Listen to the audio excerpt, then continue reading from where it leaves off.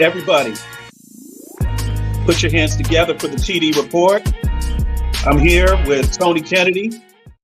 I'm your host, David Combs. Running the show tonight, our boy Cody. Thanks, Cody, for the intro.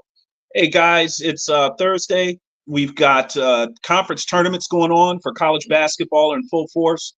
Let's get the show started a little bit, and then we'll get into the NFL, because I know that's what everybody wants to get to, because Tony has some things to say about the Cowboys and how they're drafting. But we got to talk about college basketball real quick, okay? Right now in D.C., downtown D.C., we've got the ACC tournament going on. Tony, your Tar Heels, they had a great regular season this year. You guys are ranked in the top 5. You're looking like a 1 seed. Hubert Davis had a rough season last year. It was, preseason, you guys were well ranked, and then didn't make the tournament last year, and then declined the NIT, right? Yes, sir. Declined the NIT, which I thought for Hubert Davis as a newer coach, I thought that was a risk, but he took the risk. They got better. They got their stuff together, had a great regular season this year. Talk about North Carolina, Tony. What do you see? I think by him doing that, sometimes you want to get a nightmare, you want it to end as fast as possible, and just get all the pieces together and realize, hey man, it was bad.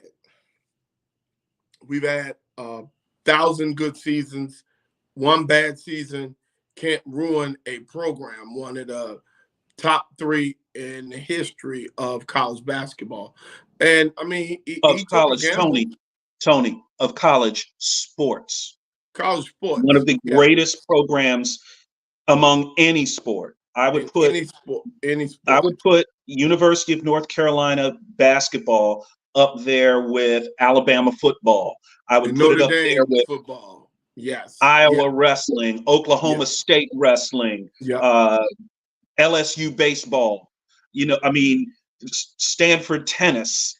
You can't do college basketball. And you and I talked about this on our show, me and you in production meetings, me and you when we first met back in the day, back in, what was that, 06?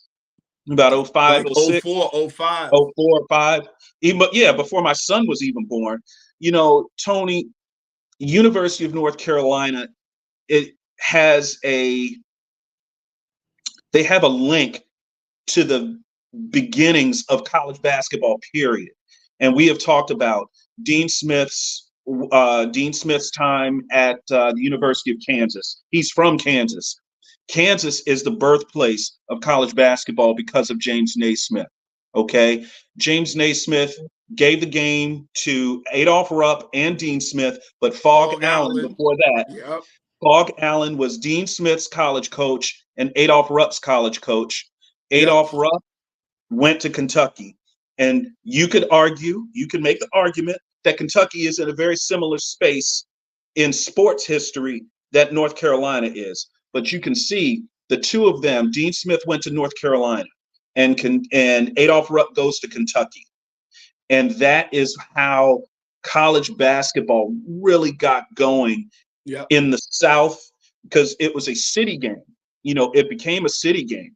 And then North Carolina just grew and grew from there. You can't have ACC basketball, and I'm saying this as a Virginia grad, okay? You can't have ACC basketball without the University of North Carolina, period. And North Carolina was great before Duke was great. Duke can say to themselves, we had to take ourselves up to Carolina's level to get there, okay? And Duke went to Final Fours back in the 60s. They were in the Final Four in 1966 at College Park.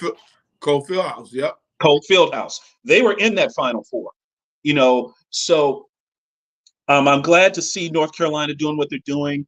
For you local people here in the DC metro area, we also have to talk about the stance of Capital One Arena, where it sits downtown, and then obviously the news that we've talked about here on the show about Ted Leonsis potentially moving the Capitals and Wizards, who call Capital One home, and moving them to Northern Virginia. Okay, having the ACC tournament and the Big Ten tournament here in the past 5 to 7 years is, for us college basketball fans, it's a great thing. Maryland is no longer in the ACC. Now they're in the Big Ten. So having the tournament here in DC for Maryland is huge. Having the ACC tournament here in DC for the city is huge, even though Maryland is no longer in the ACC. But I think Capital One Arena is great for downtown. I think it's great for the district. And I think, in my opinion, if you are looking at high school basketball, this is one of the most lucrative and rich recruiting turfs in the country, right here in the DC metro area. From DC up to Baltimore, from DC down to, I don't know, Dumfries. You've got so many recruits that come out of here and go to places like UVA, Duke, Virginia Tech, Georgetown, out west, down south into the SEC. So Yes.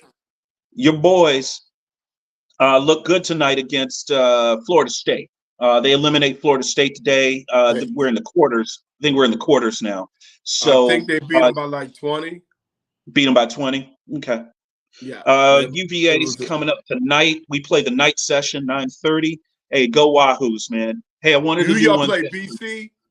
Yeah, we played Boston College. And Boston College has a good team this year. You know, they're not, Boston College coming from the Big East, one of the teams that came from the Big East, along with who came over? Virginia Tech, Boston College, Pittsburgh, Syracuse came into the league and gave the league a different dimension.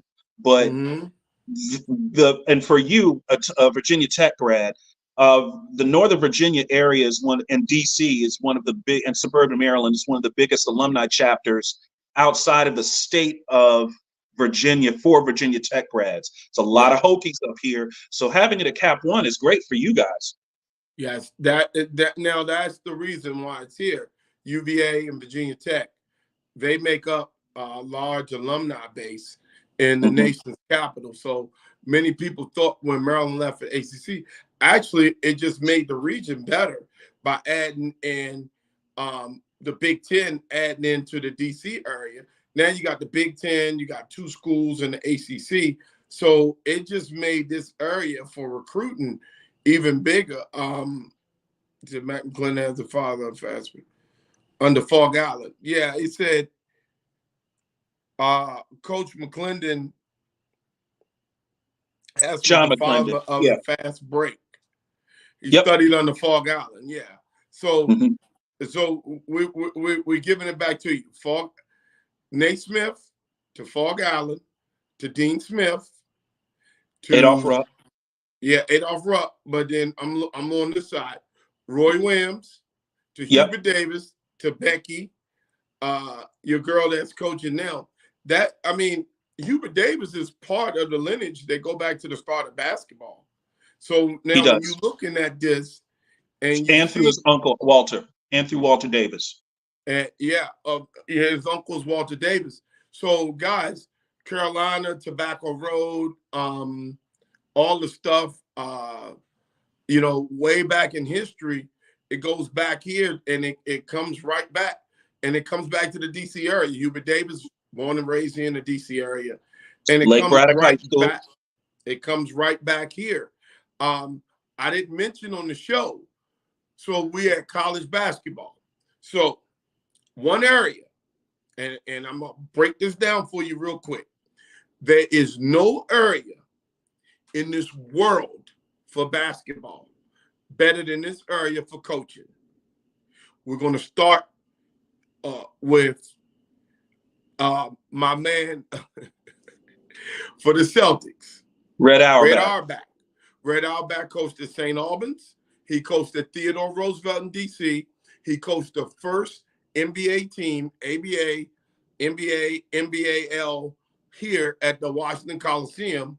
They were called the Washington Capitals back in the early 50s at the Uline Arena, Washington Coliseum. Then he went on to the Celtics for greatness. John Thompson, who won national championships, 2 of them at Carroll High School. He won a national championship as a player. Then he won he was the first Black to win the college basketball NCAA national championship as a coach. But that's not even the biggest thing he did. He created what you see today with all these teams with shoes and apparel and everything. Georgetown was the first team to have their own shoe by Nike with the Hoyas on the back and everything else. He created that. That was John Thompson. Georgetown's starter gear was the #1 gear throughout the world. That was John Thompson. Okay. Then Lefty Driesell. Lefty Driesell came to Maryland in '69. He created rest in peace, what Lefty. you call rest in peace. He created what you call Midnight Madness, when the teams start at midnight. You know, seeing that they can go in, they start at midnight, and that's a craze all throughout the daggone country. So still he do it created today. that. The kids, they still do it today. They Tony, still- I'll jump in here. I got to go to Midnight Madness at UVA, all right? And they trotted out, this was around the time when White Men Can't Jump came out. Yep, that movie. 92, 91, 92. We had Woody Harrelson at Midnight Madness. We had Bruce Hornsby, the musician, and the author, John Grisham, who wrote all those legal thrillers like Pelican Brief and all of that. It was like a celebrity experience. And, you know, we would call it at UVA, they don't necessarily call it Midnight Madness. They call it the orange and white game. So it's where it's inter-squad, but it's the same thing. Midnight Madness is so important for the craze of students and getting them involved with your program and getting them out into your arena, Tony. You can't have college basketball without that. And it started right here with Lefty Driesell. I'm going to bring one to you here. Something that people don't talk about a lot: summer basketball camp. Okay. Now, there were summer camps all in certain parts of the country, you know, New York and places like that. But the first summer basketball camp here in the district was started by Joe Gallagher from St. John's High School, where I went to high school. Now, if you're around this time, around when basketball started, back around November, October, you can see the yard signs pop up all over the area. Coach Wooten at O'Connell, Coach Wooten's basketball camp. When Mike Jones was at DeMatha, Mike Jones basketball camp. They're all putting their basketball camp stuff out there, or around this time of year, I'm sorry, around March, April, to set the seeds for the summer, to get kids to sign up. This is how kids get better, Tony. The essence of the sport, how kids get better. They play against better players and they get coached. And this was a good little job, a little side hustle for high school and college kids that played college ball or high school ball, to make a little extra money helping kids run through layup lines. And it was funny because I named those three, and the fourth I was going to name, they just showed on ESPN. They went to DeMatha High School and showed the history. I was saving that for last. ESPN was already on top, and the fourth person is Morgan Wooten, the greatest high school basketball coach ever, with multiple national championships. Right here, those four, there is no area in the world that can give you four like the ones I just named. And let's go. Larry Bird, Bill Russell for Red Auerbach. Whoa. Patrick Ewing, Dikembe Mutombo for Georgetown. John Thompson at Georgetown. Allen Iverson at Georgetown. Maryland. Len Bias. Frosty, and what was his name? Dirk. What was it? What was the first pick in '94? What was it? Smith, Joe Smith. Oh yeah, in '94. Joe. Lenny and Joe, and then you go to DeMatha. What you got? You got a bunch of Adrian Dantley, Adrian Branch, Wittenberg, all those. These are what was produced out of this area by those four. Those four were like, I mean, you know, every level. They're icons, Tony. They're icons. High school, college. They had all levels, national championships on all levels, players as coaches. Hell, I think John Thompson may be the first person to win one in high school, coach one in college, win one in the pros. I mean, you know, come on, man. I mean, they don't forget. Shout out to UDC for winning a national championship right out in of 1982 when Georgetown lost. They won, and when Georgetown lost national champion, they lost to Carolina, which goes back to the beginning of basketball. Also, Lefty Driesell did go to Duke. So He that did. brings Duke into the mix. So when you look at this area, it all revolves around the DC metro area, what we call now the DMV. It all revolves around this area, but that was basketball. Now, they don't call us a basketball area. But hey, you can call you what you want. It is to me, Tony. Our Mount Rushmore of coaches that are from here. I will put it against any Mount Rushmore in the country. Let's talk about this. Pope Paul VI. Hey, man, shout out to Pope Paul VI. They win the DC Area Catholic League, okay? That is the WCAC. It's probably the toughest high school basketball conference in the country. I'd put them up against anyone. Right now, they're playing in the nationals, high school nationals. So they're up there as one of the top seeds. I think they're 1 or 2 seed. They're playing against Mount Verdi Academy. They're playing against IMG. They're trying to win that tournament after the WCAC to basically, essentially, you could call it a claim of being a mythical national champion, because all the best teams in the country are playing this. I think it's a 12-team tournament or 8-team tournament, something like that. That's going on right now. I mean, that's Pope that's Paul the one VI that's up in New York, the Geico ESPN. Yeah, the Geico Nationals. Yeah, Geico Nationals. Yeah. And they're playing up there. Hey, we've got to give a couple of other shout outs. A guy out of UVA, a Richmond dude. We've got to give Jason Williford, assistant coach at UVA. It's called A Step Up, is the name of the organization. He was added to their Hall of Fame as an assistant coach. So congratulations to Jason Williford. He's a Richmond guy. He's out of John Marshall down there. And by the way, John Marshall High School down in Virginia the last 2-3 years has had one of the top 5 teams in the country. Okay. Listen, there's a couple of schools up here in the DMV that don't want to go down there and play them in Richmond because they're going to get run out of that team.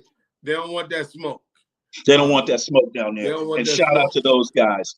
One more shout out I want to give out to former guest on our show, who I think is one of the best high school girls coach in the country, Jonathan Scribner. All right. Congratulations to him and the St. John's girls.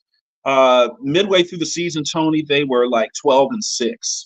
All right. He had said that they were going to have a tough year. They end up winning 14 straight, Tony, to win the Catholic League. They win the WCAC, and then they go through 2 nationally ranked teams, and they win the DC City Championship over, I think, Sidwell Friends is like top 4 in the country. Again, this is a tough area, not just for boys hoops. It's really nasty for girls hoops here. If you are going to be successful here as a coach, and listen, I love what they do over at Sidwell. And Jonathan, congratulations to you and the Lady Cadets. But even Jonathan Scribner will tell you what they're doing over at Sidwell and boys and girls, they're doing a great job there. So shout out to that. There are great players here in basketball all over the area, Tony. They're everywhere. Kids that can play. Doesn't matter what neighborhood you're from. It doesn't matter who your folks are. If you can put the ball in the hoop, you can keep the other guy from putting the ball in the hoop, you can find a place to play here in the DC area. So shout out to those guys. This is the area. But I want to make sure that we talk about Baltimore and make sure that we talk about one of the greatest teams ever, is that Baltimore team in Dunbar with all those players on it. Bob Wade's team with Lil Muggsy and Reggie and all David those Wingate, people, Reggie Lewis, all those guys on one team. So when you talk about some of the best high school basketball ever, all the way from Baltimore, all the way to the suburbs of DC and DC proper, there I would put that up against any place in this country. And now Indiana gets all the credit because they are Indiana State basketball. Sure. But name your people versus ours. You don't want to see us. You don't. Yeah. I don't think. And the big rivalry is, there's a Baltimore-New York rivalry. There's a DC-New York rivalry. But that is just how we cross-pollinate the sport. is Yeah. you played high school basketball at a big level. You got offers to college. People that play basketball and you go to a summer camp and you see, hey, that dude over there, he's the #1 player in New York, or this guy over here, #1 player in DC. You know, you measure yourself against these great players, whether you're from Chicago. You know, it's shout out to Benji, rest in peace. Those guys went to those Nike camps, those ABCD camps to prove themselves and show that they were the best. And I say to these kids that are playing basketball, you're trying to get better. Hey, man, or young lady, always challenge yourself. Bet on yourself, but challenge yourself to be the best. And I guarantee you're going to get the results. Hey, I tell you guys, in basketball, because I had a 39-inch vertical, there's nothing like dunking on someone. And to get I wouldn't know about that. While you dunk on someone, that's better than scoring a touchdown in front of 70,000 people. I'll tell you I'd rather score the touchdown. To dunk on someone, I'm telling you right now, the putt and go on someone, man. It's Bill West. I see Northeast High School going to the state championship. He's down here on my Facebook Live. Good. Hey, Bill. Yeah. Hi, Bill. So listen, man, we giving a shout out because it's March Madness. Can't wait. You can't wait. This is my favorite time of the year. It's like well, you know, the Super Bowl and March Madness for me is like Christmas. It is. And college football championship in there too. That run from college football championships, Super Bowl to here, to March Madness. Right here, March Madness. You can't beat this. To me, that's just my opinion. You can't beat the first stuff, first couple of months of the year. And then we drop. But we got the NFL draft that comes. And we got the NFL draft. It kind of saves you a little bit because you get to talking about the draft. And so it kind of saves you a little bit. But, then you got May and June and July. Got the Kentucky Derby. Yeah, Derby. you got the rich folk stuff. But yeah, it doesn't give you a little time off. Because then everybody's sitting around. You got to ramp up. Damn football. They got to ramp up. They waiting on football. And I'm got to ramp right up, now, man. Folks, when as we go, you got to take your hat off to two things. Those Ravens ain't playing around. They're not listening to you. The Ravens ain't messing around. When you look at what they're doing and what they're going to do, I trust their management. I trust the move that they made. I trust who they're going to do and who they're going to be for the long haul. Mm-hmm. And you got to take your hats off to the new GM for the Redskins. Man, that dude came in there. Adam I called Peters over there today to see if they fired the janitor because they was getting rid of everybody over that joint. Let's give the Ravens a shout out, like you said, and then we'll get to the Washington Commanders. The Ravens, all-pro linebacker Patrick Queen, he's going to leave. He's going to sign with the dreaded Pittsburgh Steelers. That's going to be awkward. That's going to be awkward when those two teams meet. Anytime you leave your team and go to a team in the division, but it's one thing, the Ravens and the Steelers do not like each other. They hate each other. Hey, Dave, and it's going to get nasty out there. That division, all four teams can make the playoffs next year. In that division is that strong in the AFC because you can make an argument for each team. You got to think about it. Two teams lost their quarterback. Right. And they didn't have quarterbacks that was, Cleveland. Well, three teams basically didn't have quarterbacks. Pittsburgh didn't have a quarterback. Cleveland didn't have a quarterback. And Cincinnati didn't have a quarterback. And in 2 weeks, two teams made it, and the other two should have made it. Right? Probably. Yep. So this year, they had two teams make it? Yep. No, they had three. Cleveland, they had three. Pittsburgh, and Baltimore. So Baltimore Cincinnati had their quarterback, they would have made it. They would have made it. Yeah, they would have made it. So The Joe Burrow injury for Cincinnati was kind of disconcerting. Some of it's just really bad luck, Tony. Just bad luck, and it's football. It's football. Dave, but let me tell you something. Roquan Smith is the Mike. He's the one that calls the defense. Okay, he's the one that aligns everybody. When they paid him last year, they kind of almost knew that they weren't going to be able to sign both of them, and that's fine. Listen, when you got a system like the Ravens, they plug and play. When you got a system like Pittsburgh, they plug and they play. Those two management, whether you like them or not, which I don't care for either team, those two teams are managed so well. That's why they're always there. So they fans worried about Super Bowl, this and that. You know what? Everybody can't win the Super Bowl every year. Are you competitive? Are you putting good product on the field?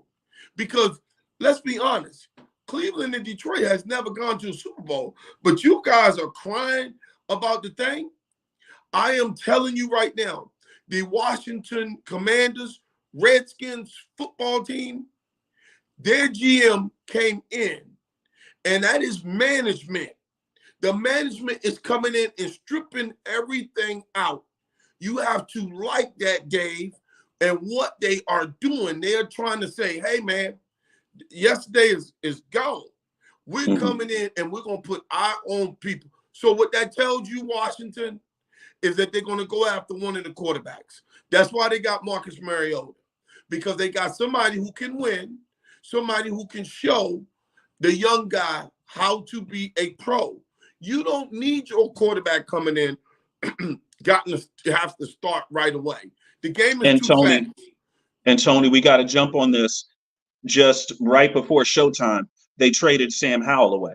So Sam Howell will be going to Seattle, and that's it. So they got one quarterback on the roster.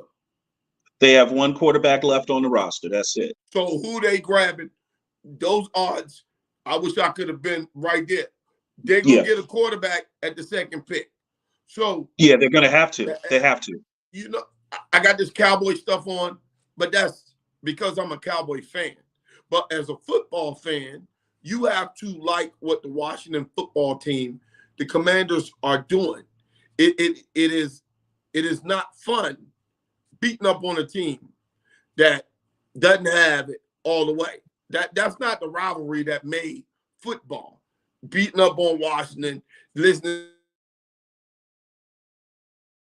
this and that. You know, once they get going, then they can get out that raggedy stadium and they can go move somewhere else and get out that raggedy stadium and get going. But I like what this GM is doing. I really didn't like the hire at first, but I see what he's doing. I can see the vision that he has. Picking up Bobby Wagner is key. Bobby Wagner. That's what I was going to say. Yeah. All pro Bobby Wagner comes over. He's 100 tackles. How many Cowboys did he steal, Dave? How many Cowboys did he steal? Listen, Bobby Wagner was a Seattle Seahawk, but he was the guy that the Dallas Cowboys had targeted through multiple rounds of free agency to try to either get or to trade for, and could never get the deal done. Dan Quinn takes the Washington job.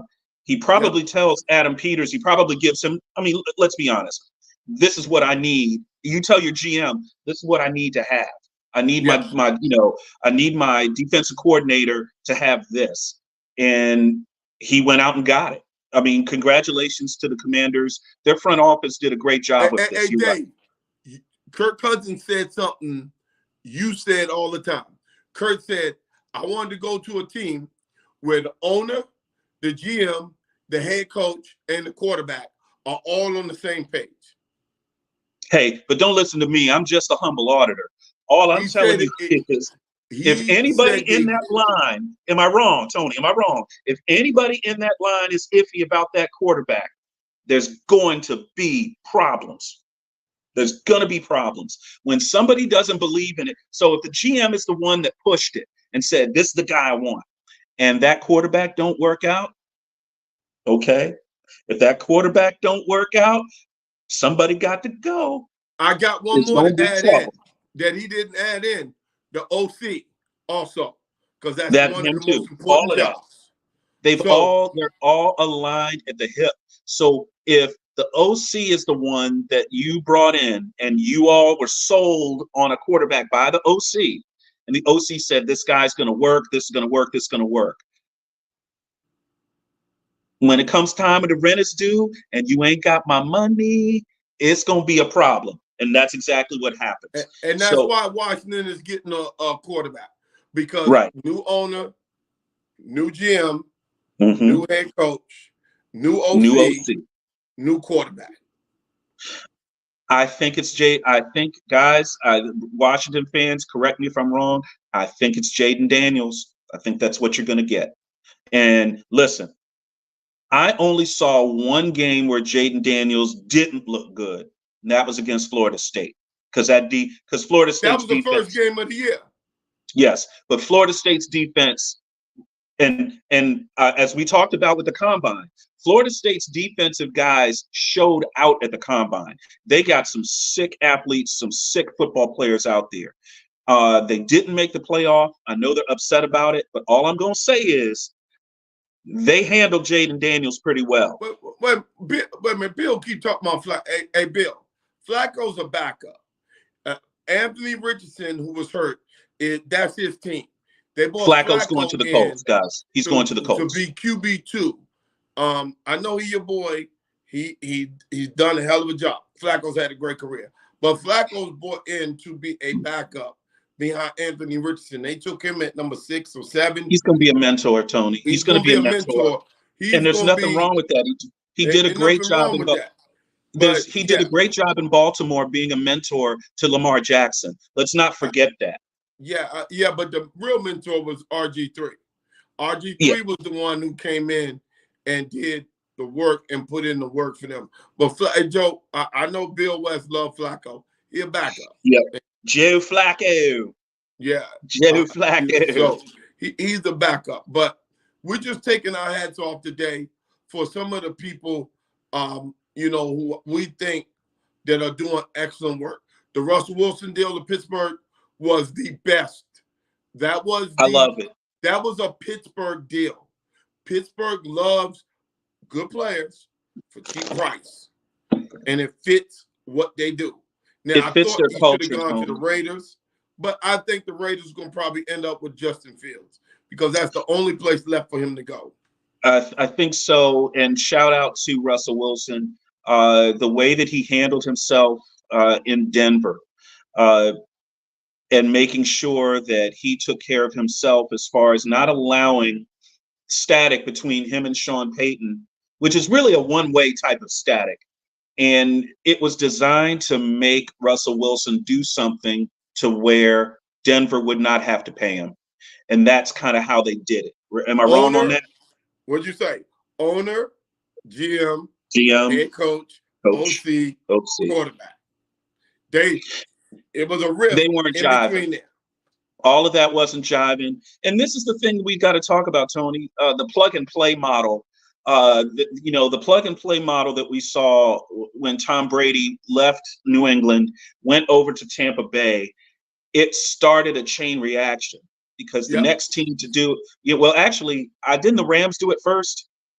I think the Rams did it first. Bringing in, I think the Rams did it first. Okay. So the Rams do it first. Okay. They do a plug and play with a veteran quarterback. They make the deal with Detroit. They swap quarterbacks. That was Jared Goff, who had taken them to a Super Bowl. He goes over to Detroit. Detroit, I mean, it worked out that deal worked out for both teams, I thought, Tony. And then everybody felt, wouldn't you say? Hey, listen, man, some trades don't work out for both. That deal actually worked out for both teams. Joshua Austin came up with a good point.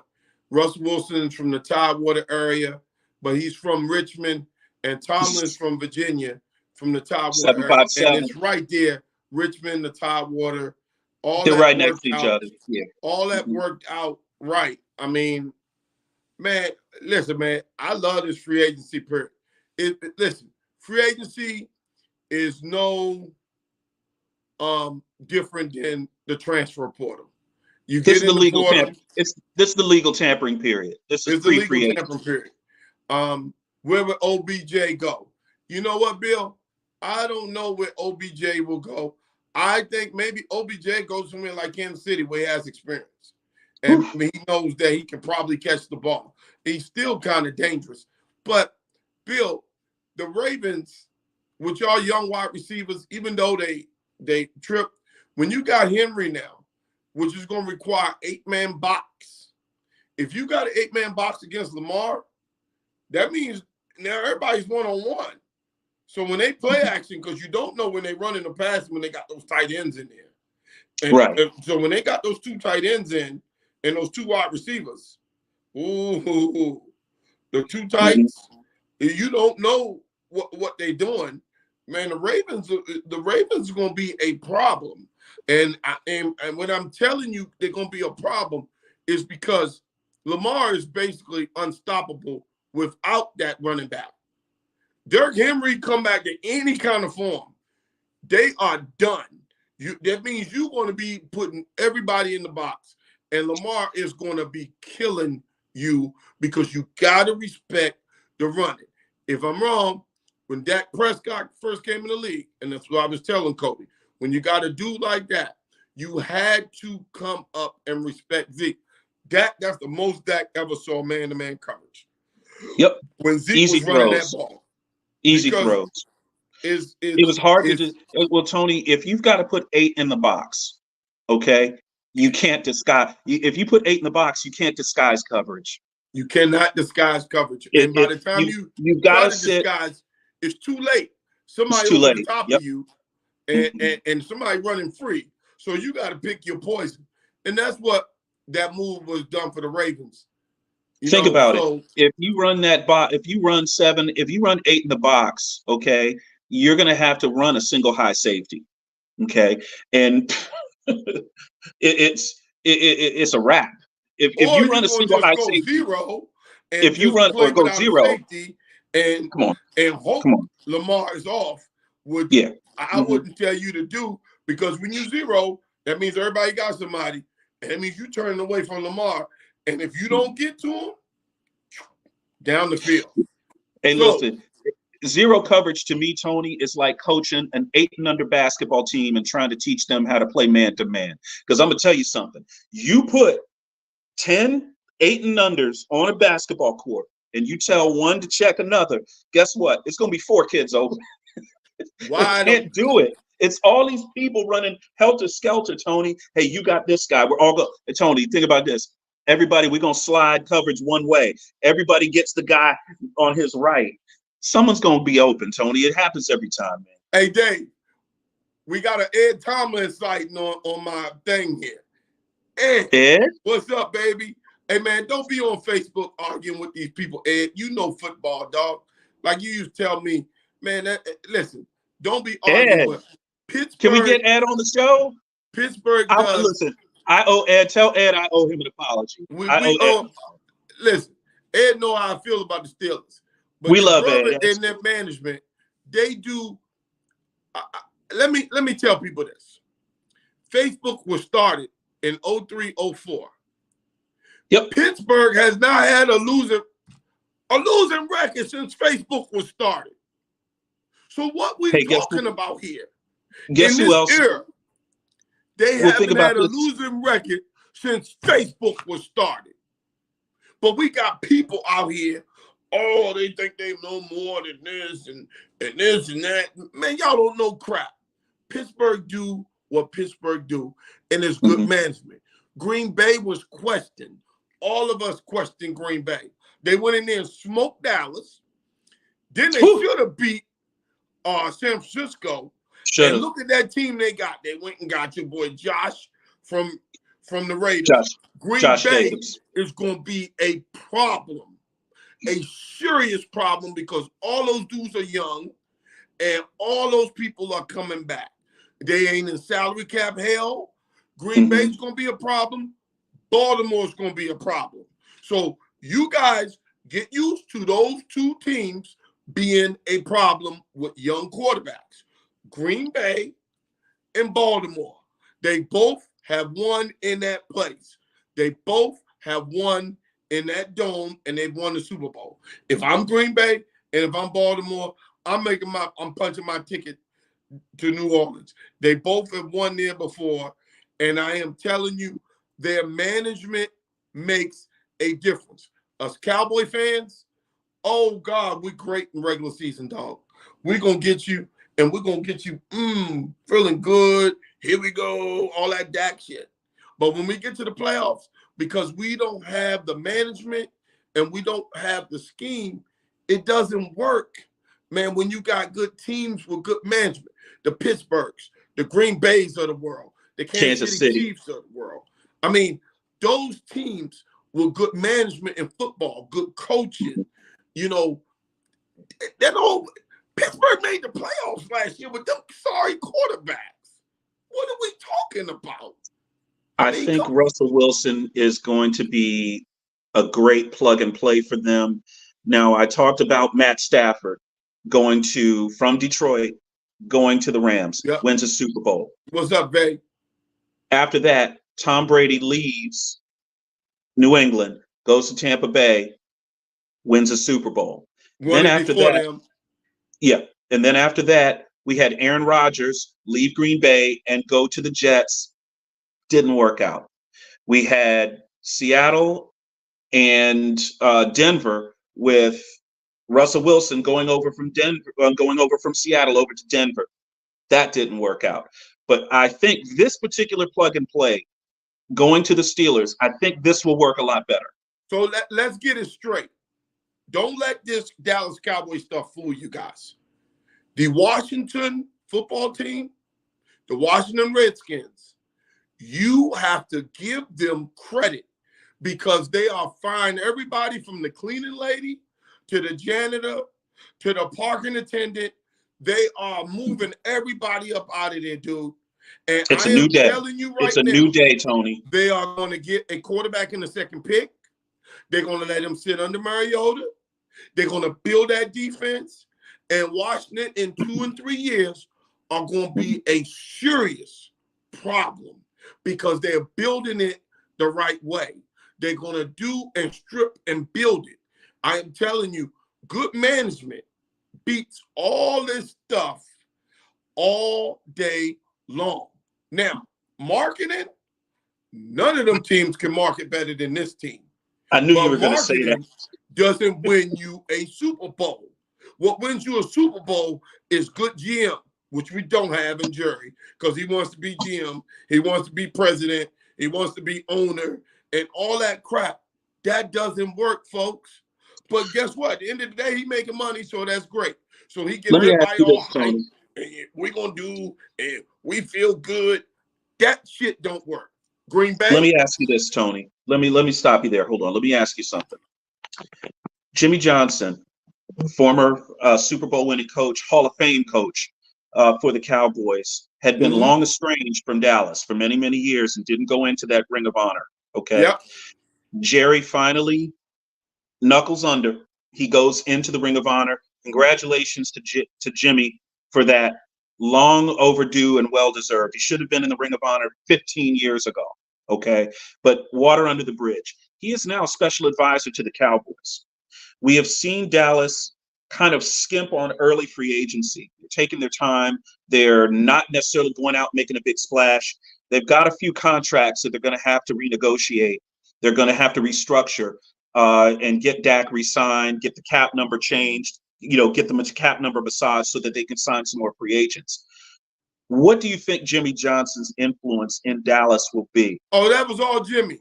That's a Jimmy call because Jimmy don't want to overpay for players, and he don't want all those other players. So what they're going to do, Dallas is going to go all in on young players in the draft because that's how Jimmy built the team.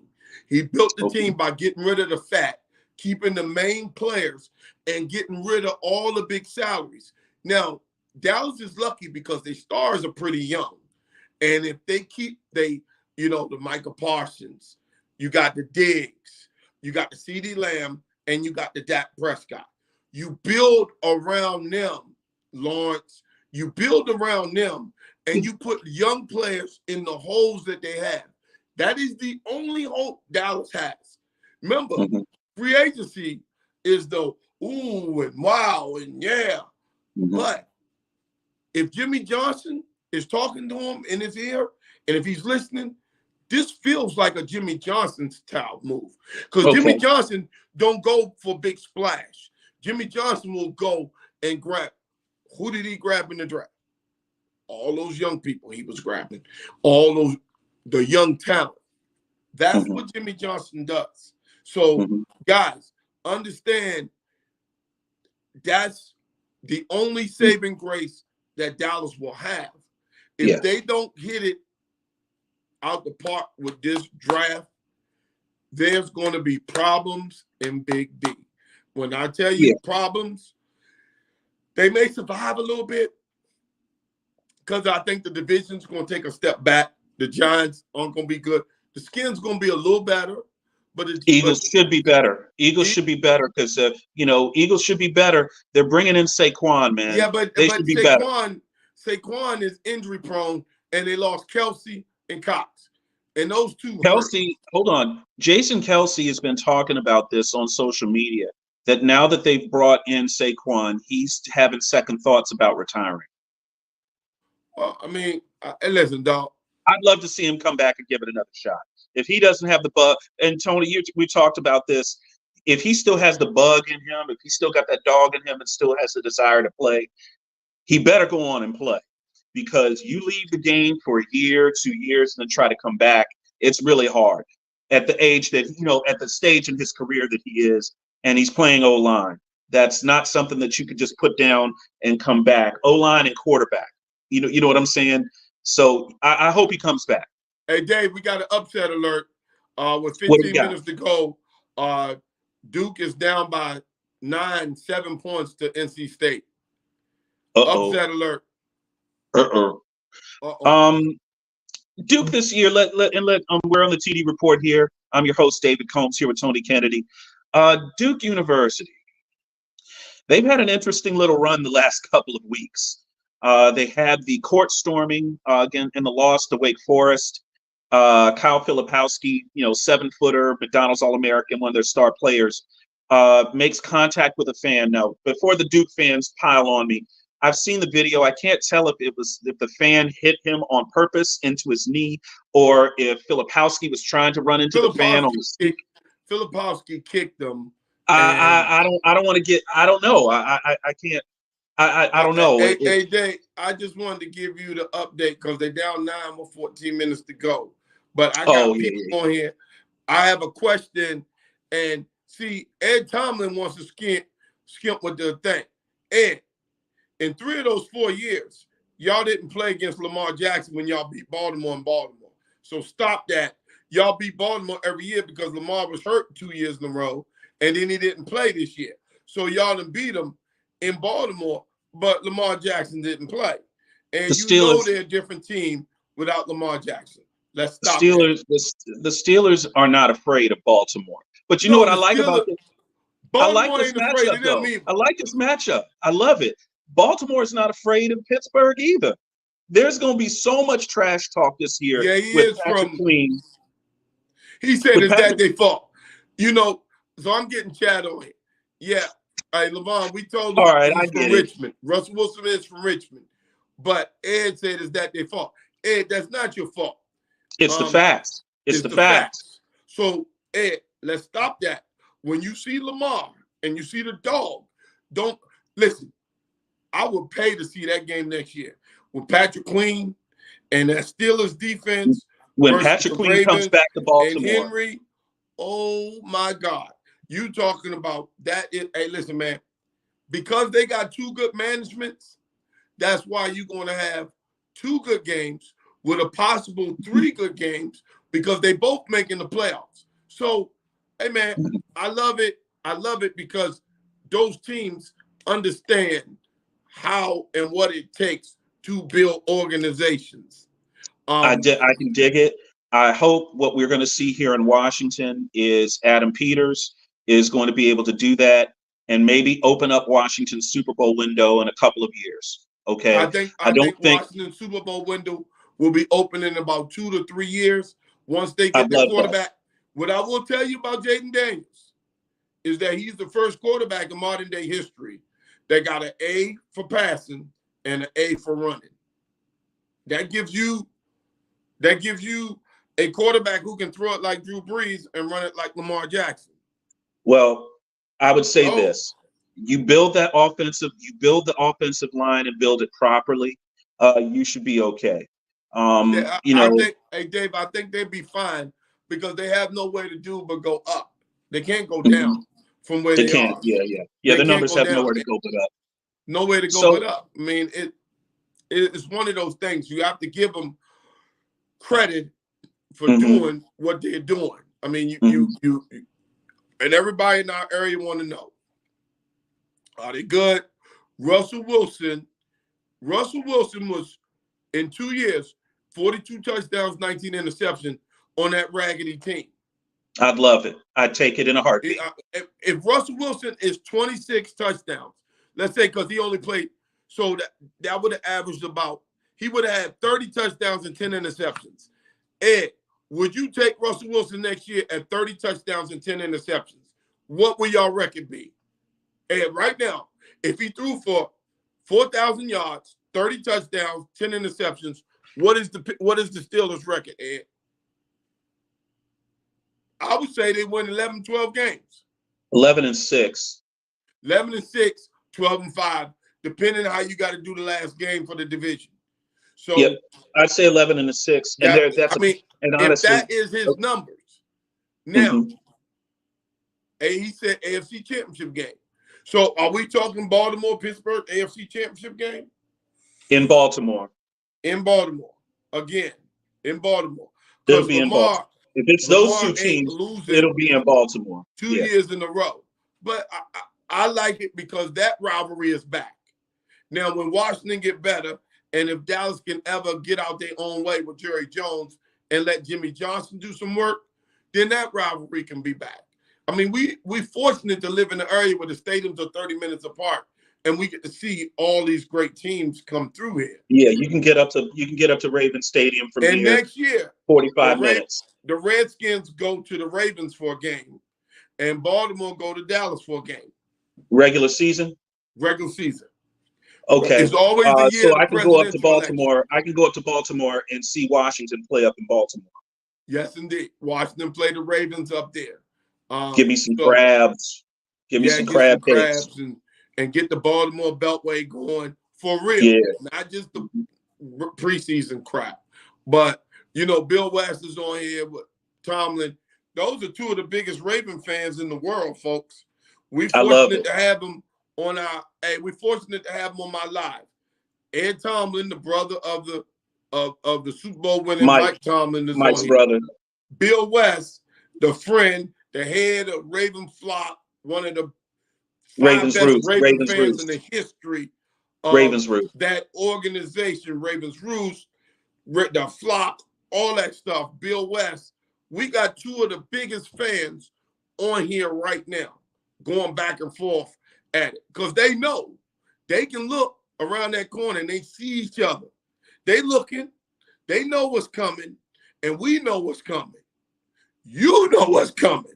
So it's gonna be some furniture moving, TK. A dog. It is gonna be a old Steelers. Steelers ain't having no losing season, not with that team, buddy. No, not sir. With that team. If they didn't have a losing season with Trubisky and them sorry dudes they had at quarterback and Pickett and whoever and Rudolph, the red-nosed reindeer. If they ain't had no damn losing season with them, they ain't having no losing season with. Listen, I want Pittsburgh to have a losing season so they don't catch my boys for the all-time record.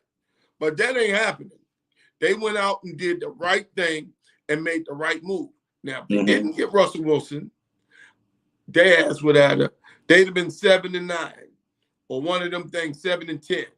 That's what I thought they would have. See, Bill West. If they hadn't got Russell Wilson, I would have said that the Steelers would have had to make a move and got themselves Justin Fields. Mm-hmm. I think they would have had to do that. And the reason I say that is you have to do something to keep these defenses honest and make them scheme for something. If you put a sitting duck back there, like you've talked about many times, Russell Wilson is not known as a big scrambler or a big runner, but he can still move around. He can still move around a little bit. That's going to be a problem. Early in his career, Russell Wilson would gash you for about 10, 15 yards and slide, and then keep the plays going. He could keep an offense moving. This situation now, they're going to hand it to Najee Harris. They're going to try to use some clock, and they're going to get the ball out wide to those receivers. So I think Russell. Dave, we got a bet on the table that proposed. Ed Thomas said, "I bet you 1,000 we win a playoff game and beat you in Baltimore." Ed, you might lose that. Who's he bet? Who he bet? He betting Bill. We're trying to bet Bill West. Bill, take that. Tell Bill I said take Bill, that. take that bet. Because you know if that game is early and it's in Baltimore, y'all win. Take it. Take it. So you got a 2-part bet here. We got some Bill, side bets. We got wait some side for the schedule to come out. Because Bill, this entertainment only. Entertainment only. If that bet is the last game of the season, you know y'all probably be resting people. So entertainment only. Entertainment Bill, only. Take that bet. Take that bet, Bill. This is us as friends all just kind of talking on the show. So we're not advocating gambling. This is just a bunch of guys. This is the barbershop. This is hanging out at the barbecue. We just talking. But yeah. Bill, take that. And folks, we're going to let you know where we're going to be for the first night of the draft. So we'll let you know. We got some things going right now. We may have the biggest dog to ever play in the state of Maryland. We may have him on the show with us. So we're going to let you know. I'm going to give you a little teaser on that one. We may have that and have that out. And, man, if we got that dog coming in on the show that night, Hey, TK, we're getting up on the time here, but I want to run something by everybody. We're going to tease the next show. We didn't quite get to the Nick Saban stuff, and I want to give Nick his time. I got to give Nick more than 3 minutes, all right? Former Alabama coach who's retired, Nick Saban, has won 6 or 7 national championships. He's won a national championship at LSU. Greatest coach in college football history. He made some comments on Capitol Hill this week, right here in D.C., in a hearing on something right up Tony's alley, image and likeness. Now, everybody that watches the show knows how I feel about image and likeness. You know that I like Nick Saban. Some things were said that we do need to talk about. I want to tease that up. That's going to be at the top of our next show. So everybody hit me with texts, hit us on the chat. We're going to talk about that, but we got to give enough time for that kind of discussion to be had. Yeah, we got to let that marinate a little bit. So, and listen, I don't want Alabama fans to flood our lines. I'm not saying anything negative. I'm not hating on. I don't know why people say if we discuss things on our show, they say we're hating. I'm not hating on Nick, okay? But I got something to say. That's all I got. But we're gonna talk about that on the next show, TK. We talked about free agency. We talked about the ACC. We talked about North Carolina. We talked about Russell Wilson going to the Steelers. Derrick Henry coming over to the Ravens. We've talked about a lot of stuff today, but we're definitely going to talk about Nick when we get back on our next show. We're going to do next show. And you told me I could take that bet soon. You know what, Ed? I'll take the bet the night of the schedule release, because then I know if they're not playing you last game, then that means they're going to be playing you when it matters. And I'll take that. Yeah, let's do that. That's good. Yeah, we're going to do that next show. We're going to have Ed Tomlin on because we want to kind of get some things. And then Bill West, the offer's always on for you to come on the show too now. Where you at, Bill? For you to come on, because come on, man. You two are going to be the talk of who can dethrone the 2-time champion on the AFC side. Is it going to be Baltimore or is it going to be Pittsburgh? Folks, hey, man, we down. Hey, thanks for watching, everybody. We'll catch you on the next show.